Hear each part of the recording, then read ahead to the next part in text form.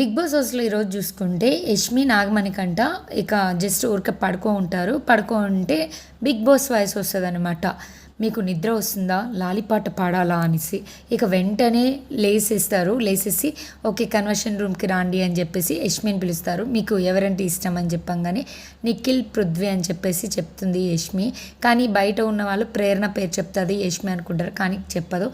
అయితే మణికంఠని అడగంగానే వెంటనే నాబిల్ పేరు చెప్తాడు. నాబిల్ అఫ్రిది నాకు ఇష్టం అని చెప్తాడు. ఇక దానికి కౌంటర్ ఏంటి అని అంటే నైనిక నెక్స్ట్ వీక్ నామినేషన్‌లో ఉంటావు బాస్ నువ్వు అని చెప్పేసి నాబిల్‌కి చెప్తుంది. అయితే ఈ ఇంటి నుంచి ఫుడ్ వస్తుందనమాట.